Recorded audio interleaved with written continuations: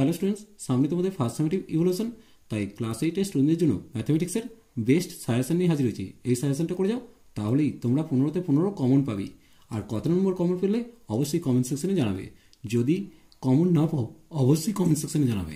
চলো দেরি না করে গণিতের সাজেশনটা দেখে নেবো। সাজেশনটা প্রথম থেকে শেষ পর্যন্ত দেখবে, তাহলে তোমরা 15তে 15 পাবেই, 100% গ্যারান্টি দিচ্ছি। চলো দেখো, first summative evaluation class 8 mathematics suggestion number কত? 15 নম্বর। প্রথমে সংক্ষিপ্ত প্রশ্ন তোমাদের 3টে কি 4টে করতে হবে, সেটা এমসিকিউ শূন্যস্থান পূরণ অথবা সংক্ষিপ্ত উত্তর দিতে বলবে। চলো দেরি না করে কোশ্চেনগুলো দেখে নেবো। এই কোশ্চেনগুলো করে যাও, এর বাইরে কোনো কোশ্চেন করার দরকার নেই।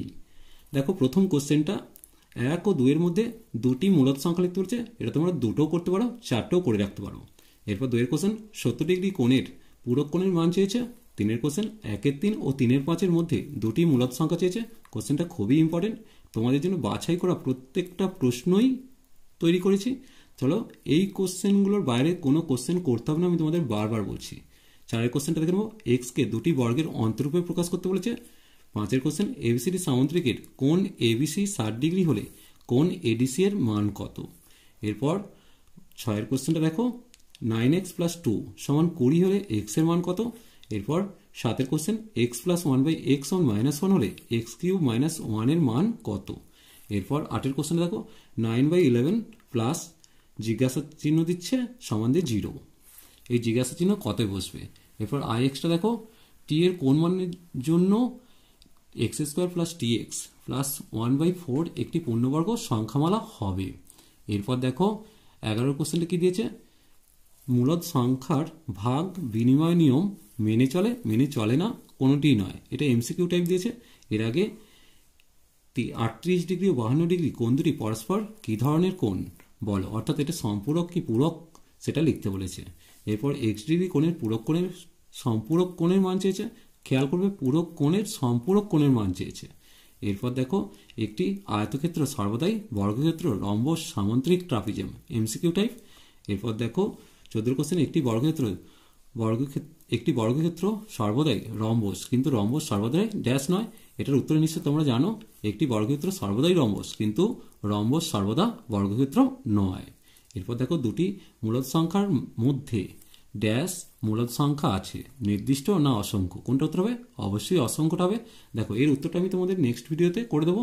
যদি কোনো তোমাদের দরকার হয় অবশ্যই কমেন্ট সেকশনে জানাবে। আমি তোমাদের বারবার বলছি, যদি কমন না আসে তাহলে অবশ্যই আমাকে কমেন্ট সেকশনে জানাবে, তাহলে আমি তার রিপ্লাই অবশ্যই করব। আর যদি কমন আসে তো কোনো কথাই নেই, তবুও একটা কমেন্ট সেকশনে জানিও।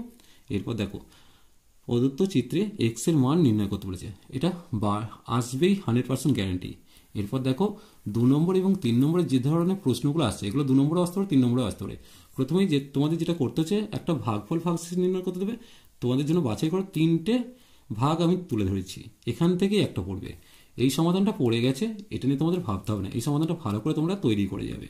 এরপর দেখো, এরপর শেড পার্টে আমি তোমাদের জন্য মান নির্ণয়ের বেশ কিছু অঙ্ক তুলে দিয়েছি। এখানে তোমাদের জন্য 4টে মান নির্ণয় দিয়েছি, এটা টোটাল 4টে মান নির্ণয় দিয়েছি। এই 4টে মান নির্ণয়ের মধ্যে অবশ্যই পড়বে, বিশেষ করে এটা তো পড়বেই।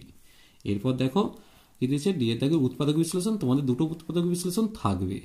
এখানে আমি তোমাদের জন্য 7টা উৎপাদক বিশ্লেষণ দিয়েছি। তার মধ্যে দেখো এটা খুব ইম্পর্টেন্ট, এটাও পড়ছে, বিশেষ করে এইটা, এটা আর এটার উপর জোর দেবে।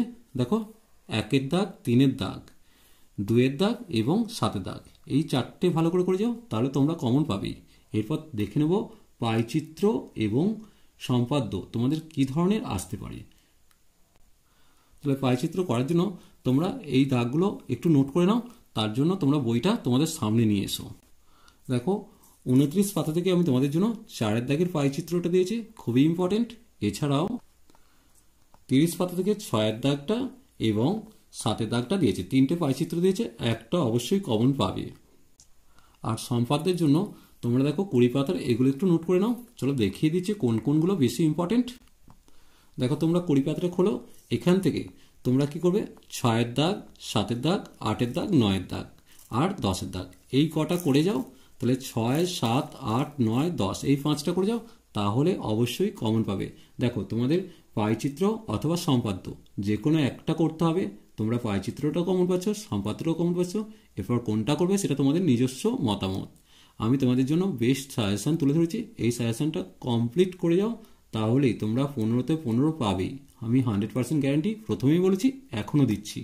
তোমাদের কাজ হচ্ছে এটাকে ফুল তৈরি করে যাও, তাহলেই পরীক্ষাতে তোমাদের 15 নম্বর আসবেই। চলো আজ এই পর্যন্তই, নেক্সট ভিডিও নিয়ে খুব তাড়াতাড়ি হাজির হবো। ভিডিওটি ভালো লাগলে লাইক শেয়ার ও কমেন্ট করো, পারলে চ্যানেলটাকে সাবস্ক্রাইব করে নিও। চলো টাটা, বাই বাই।